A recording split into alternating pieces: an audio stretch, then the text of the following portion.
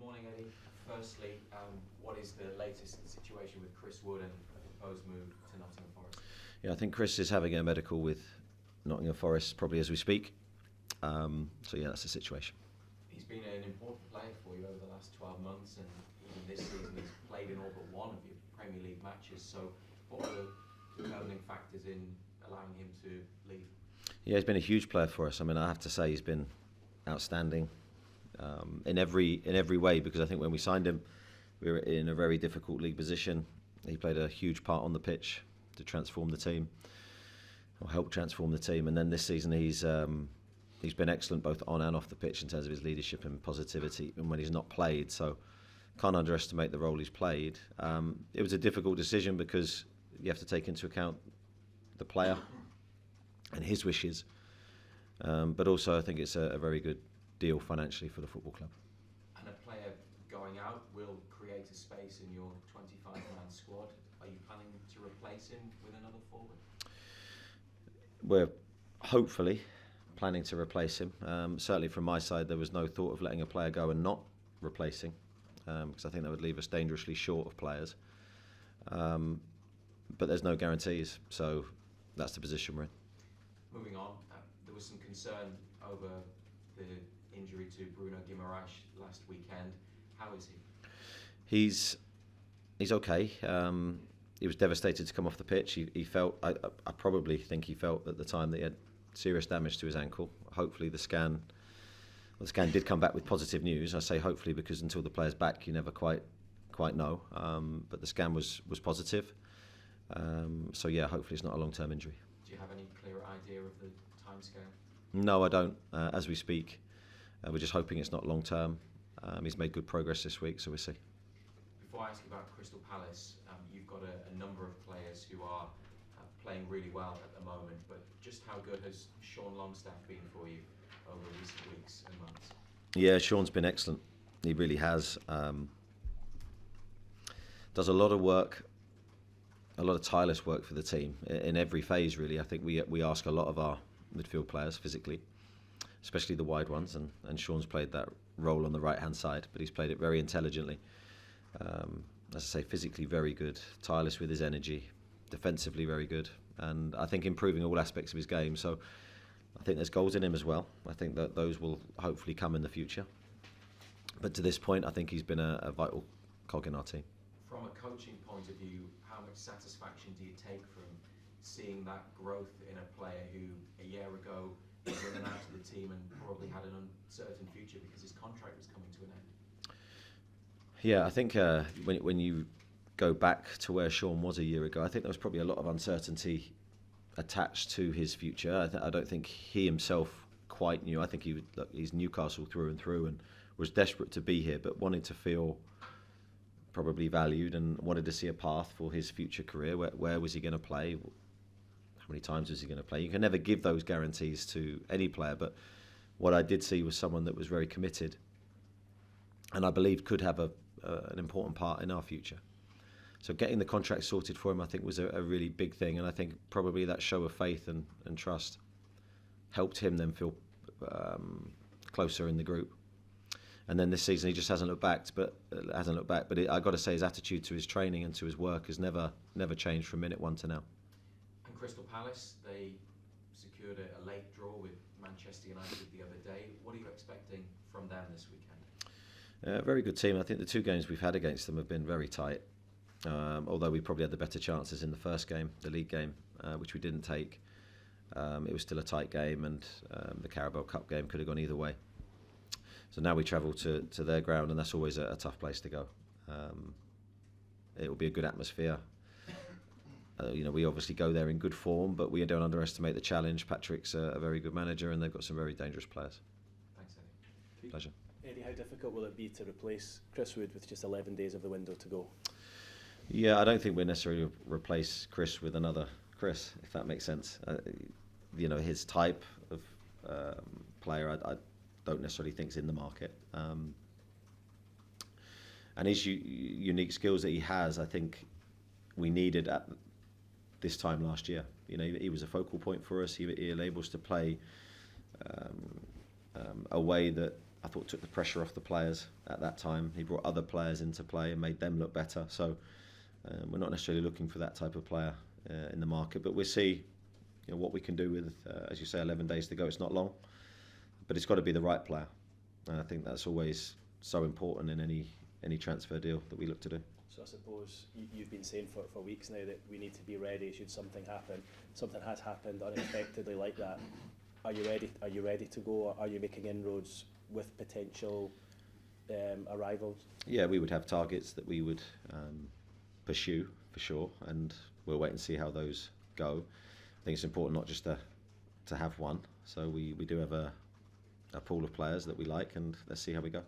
You've got 2 fit strikers and 2 strikers doing well. Alexander coming along and scoring last week. Played in a slightly different role to what he's used to. Could we see a bit more of that moving forward? Yeah, I think I said this time last week, possibly play Alex in a number of positions. So I think he can play as an out-and-out number 9. I think he can play as a second striker that he did when he came on against Fulham. I think he can play wide, but probably wouldn't be his favoured position. But he can play there, definitely wide left, and possibly at times wide right. So that versatility is one of the things that attracted to him in the first place. I was just really pleased with him last week. He energised the group. He came on and made a big difference to the team. Of course, he scored the goal, which was a brilliant moment for him, and hopefully one that can really kick him on. Yeah, I was going to say his confidence will be high after that, you would guess. Yeah, he's trained really well this week. I think he's been excellent, and it's a case of, I think for me, just to understand his history and his recent history in terms of the length of time that he's been out and trying to build his training, because he's not really done too much training with the team.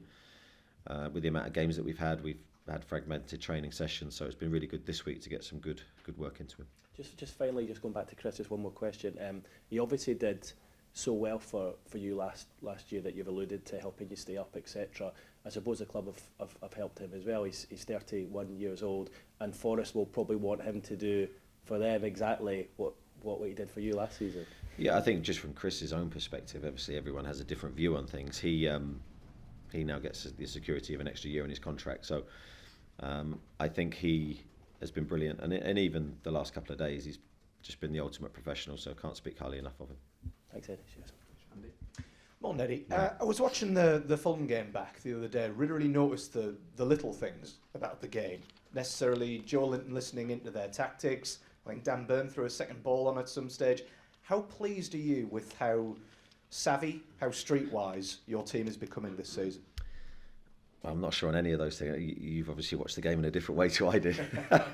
You've noticed different things to me now. So I don't, with those little things that you mention, I haven't seen that. I think game management's an important part of the game, but we want to game manage the game within the rules, and we're desperate to win, and we do everything we can to win, but in the right way.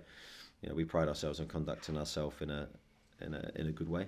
But we're determined to win, and I think I want my players to have that mentality. They'll do anything to win, but anything for me consists of running and really committing to the performances and tactically committing to the performances that we ask them to deliver. And I think this season they've been excellent at that. I had to remind myself last night that Manchester City and Spurs, the result actually affects Newcastle United in some ways these days. As the boss, do you watch these sort of games any differently these days, considering where Newcastle United are in the league? No, genuinely, I'd watch, and I did watch the game last night. I'm watching it from a tactical perspective. I'm watching it for when we play those future opponents, looking at how we may line up against them and how they play and things that they do. So I'm looking at it from that perspective. I'm not sat there praying for goals or whatever the situation may be that may favour us. No, it's purely tactical. And there's a constant question amongst the fans right now. It's either, do you want a trophy, do you want top 4? Which is more important for Newcastle United given the stage this club is at currently? I'm going to bore you here, Andy. It's winning the next game. That's all it is for me. It's winning against Crystal Palace is our focus. And that has to be the players' focus, because if we're looking to Tuesday, we're going to take our eye off what we need to do right today and tomorrow to hopefully keep our forward momentum in the league. Thank expected as much. I don't even know why I asked it, really. We've covered Bruno's injury. How else are Newcastle looking injury-wise after the game at the weekend? Yeah, we had a few knocks this week, different little things. Bruno's was the main one to come out of the game. So yeah, apart from that, I think we're okay. I know you've talked kind of a little bit on transfers. Are there any plans to speak with the owners over the coming days, or even potentially meet?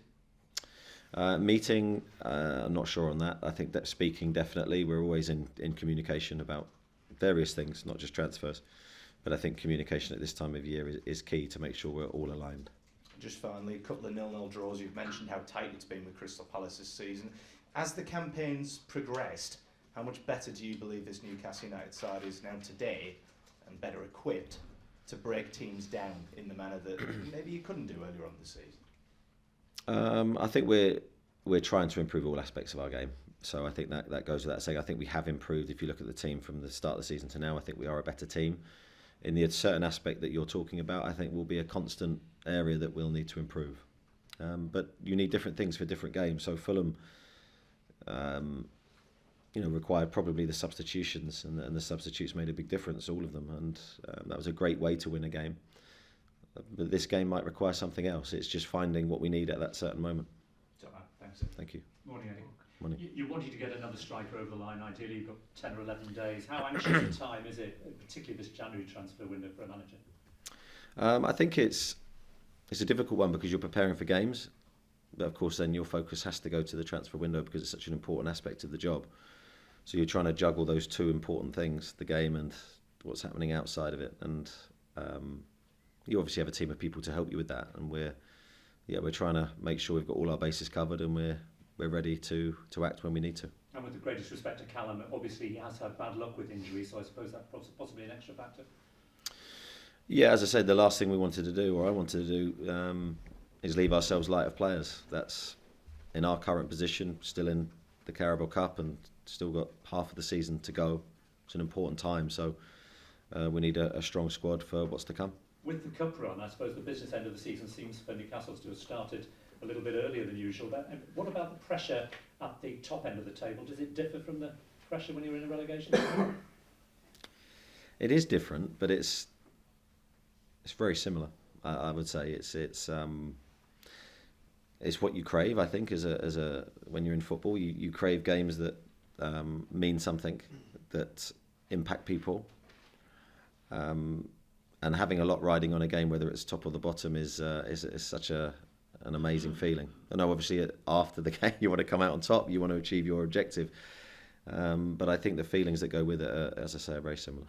Obviously hoping to finish in top four, but I suppose Manchester City have just shown a side that can go 2-0 down against a team as high up the league as Tottenham and then still win 4-2. They've really set the marker for everybody, haven't they? Well, they continue to do that. I think they're a very special team, very special manager, and they're capable of 2-0. We were 2 goals up against them earlier in the season, and you never felt that game was over. And they've just got quality players and a really good way of playing, which means they're never out of a game. So it was good to see last night. Lee? Eddie, on transfers, is this situation a bit of a shock really, getting rid of Chris Wood and having to bring in another forward, because people have been talking about other positions? Yeah, I think if you go 3-4 days ago, it wouldn't have been something that was certainly on my horizon. Losing a player that we've used so much would not have been something that we wanted to do. But I think you have to understand, and I said earlier in the window, January can be a very unpredictable month and things happen that you don't expect, but then you need to be able to react. And so that's the key thing now. Is it an opportunity to possibly give the team another dimension? You mentioned it's not going to be another Chris Wood. Is this a chance to bring in a player that will excite the fans? Well, hopefully, yeah, if we're able to do a deal and bring a player in. For me, if you're going to bring a player in the forward areas, you want a player that can excite people. That they're the players that can make a difference, players that can create or score. They're the hardest ones to find, hardest ones to recruit. But that's our task now with the remaining time we have left. Are you expecting any more sort of players going out or players going on loan? Things like that? I think when you look at our squad currently, I wouldn't want anyone to leave. but we'll wait and see. Yeah, and has there been any sort of high-level talks, or has it just been ticking along in the background all the way through the window? What do you mean, sorry? In terms of like, have you had sort of talks with people in Saudi Arabia and stuff like that, or has it just all been? I think my daily contact tends to be Dan Ashworth and the people here, but I will speak and have spoken to people at PIF. So it just depends on at what stage the deals are at. Miles. One thing that was announced this week was the deal for Loris Karius. Can you just talk about that and also what that means for Carl Darlow and Mark Gillespie? Yeah, so with Loris, he's been excellent since he's been with us. He's created a really good goalkeeping department. Some really good training sessions have been visible by me, by the coaches and the group of goalkeepers we have. I think we have a slightly unique situation with the Carabao Cup because Martin's cup tied. So we want to make sure that we have enough strength for that competition, while also giving players that we don't feel may play an opportunity to go and play maybe elsewhere. So probably some late movement there, but we'll wait and see. And Kieran Trippier, is he okay for tomorrow? Fingers crossed, yeah. Okay, Don.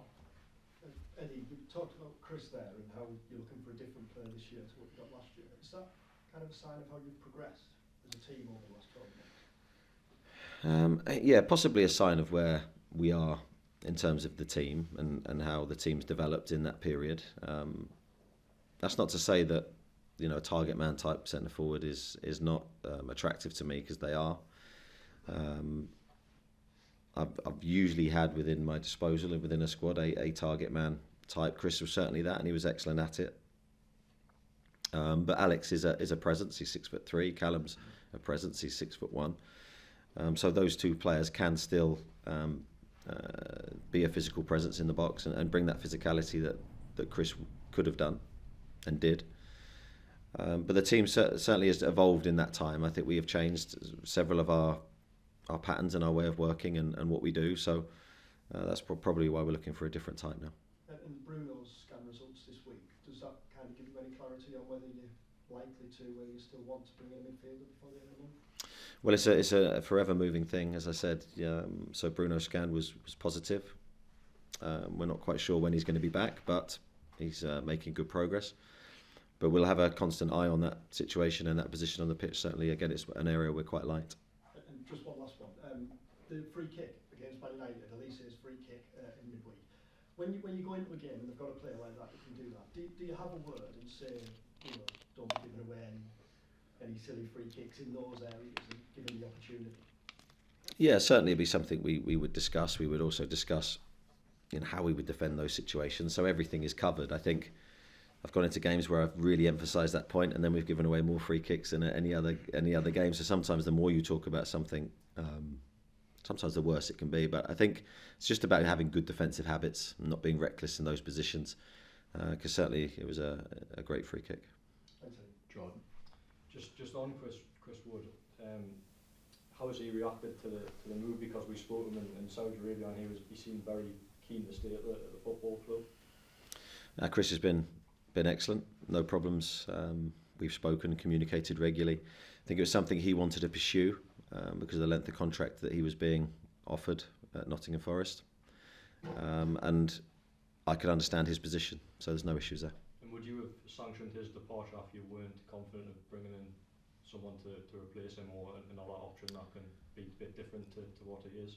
I think we're in a very difficult position because the player wanted to go and the club saw it was a good financial deal for them as well. And just on Palace as well, how do you approach your team selection for that one? Because we've seen last time against Sheffield Wednesday, you made 8 changes with obviously the Leicester game in mind. Obviously it's the same amount of days between both games, so do you look to name changes against Crystal Palace again? We'll try and make the right decisions on team selection. Have a good squad to pick from, but certainly want to do everything we can to win. And just a quick one, Elliot Anderson as well, you mentioned he had a calf injury. Is there any time scale on that? He's trained. He trained yesterday and trained well, so I was pleased to see him back. Thank you. Ian? Morning, Eddie. Morning. Isaac obviously hasn't played as many games as he'd have liked since he came, but 3 goals, and his goals per game ratio is quite extraordinary, really, because I think he's only had a couple of starts and appearances off the bench. Do you see him maintaining something like that, and do you see him as a potentially a prolific marksman? Certainly love to see him continue with that kind of ratio. I think, the reason we brought him in was because we really believe in him and the qualities that he has. I believe he's a goal scorer. I also believe he's a goal creator. And I think he had a huge impact coming off the bench against Fulham, just changing the dynamic of our play, brought a real speed and athleticism and technical ability to the front line. And I just loved his goal because his goal was that of a goal scorer. He was on the move in the box, ball went beyond him, but he didn't stand still. He followed the flight of the ball and Callum picked him out really well. So it was great to see our two strikers combine. And not many managers these days in football play 4-4-2. Is a part of you is quite intrigued to see, let's put the two of them from the start, let's see how it goes, Isaac Wilson? Well, I am a manager that's played 4-4-2 I was going to swear there, a lot. I think I've got to be very careful that I don't disrupt the balance of the team. The team's been really successful this season, playing not just one way. We've been flexible and we have played various systems, but I wouldn't want to do something that totally went away from our formula. But that's not to say that's not a possibility in the future, because there's no guarantee results will continue to be good. So I think it's nice to have that option to change. Not something you're planning for tomorrow? Never say never. Craig? And you've spoken a lot about FFP.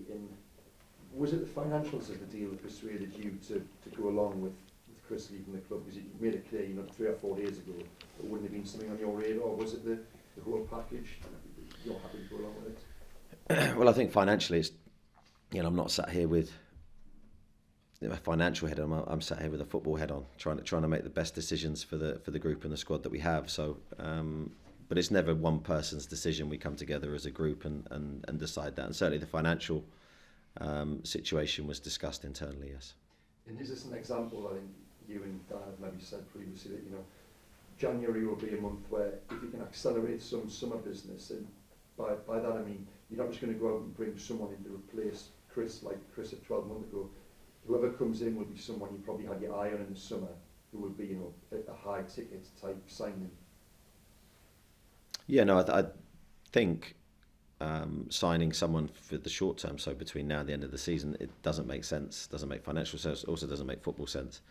So we have to, I think, with all our recruitment, try and have an eye of the here and now, but also what's going to happen to the club in a year's time, 2 years' time, etc. So we'll try and make the right signing if we're able to do one. And I think there's no guarantee with the short time we have left and a very small pool of players available, we'll be able to make any signings, and that's the difficult situation we now face.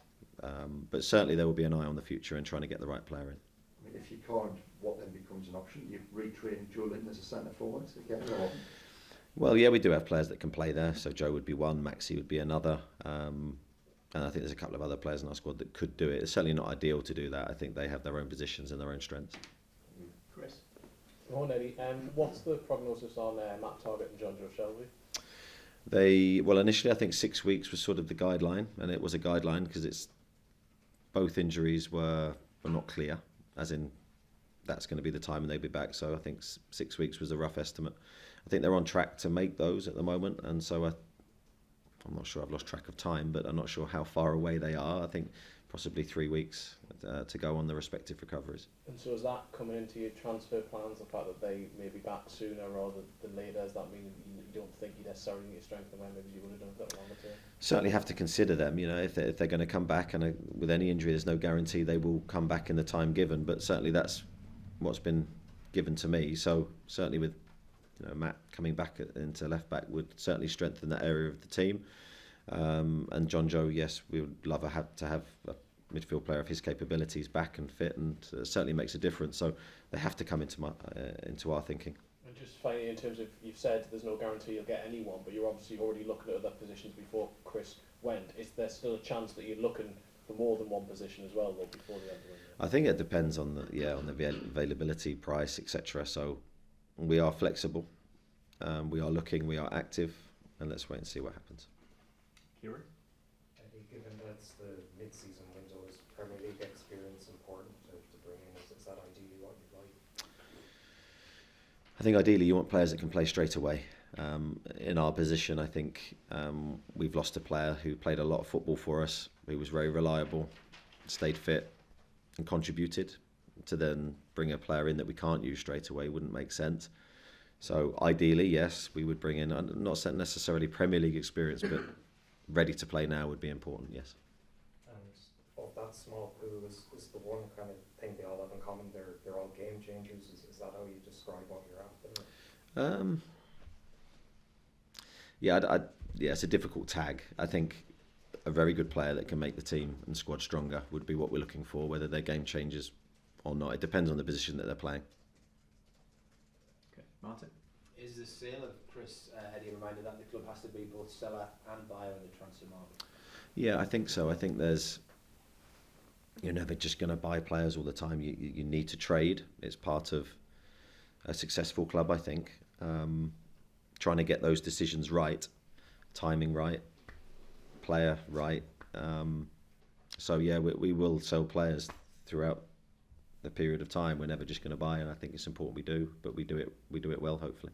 And for those first two, as the phrase the Newcastle tax was used in terms of the fees being pushed up, has that calmed down now that it's a little bit further down the line? I'm not so sure. I think it's difficult for me to comment on that. I think I'm not the one necessarily in discussions with other clubs, and I'm not sure what other clubs are quoted, so I'm not directly involved with the financial side of it. I will hear probably second and third hand what's happened, and because we haven't signed a player yet this window, I think it's a difficult one for me to comment. Hopefully that's not the case, and we're seeing the same as everybody else.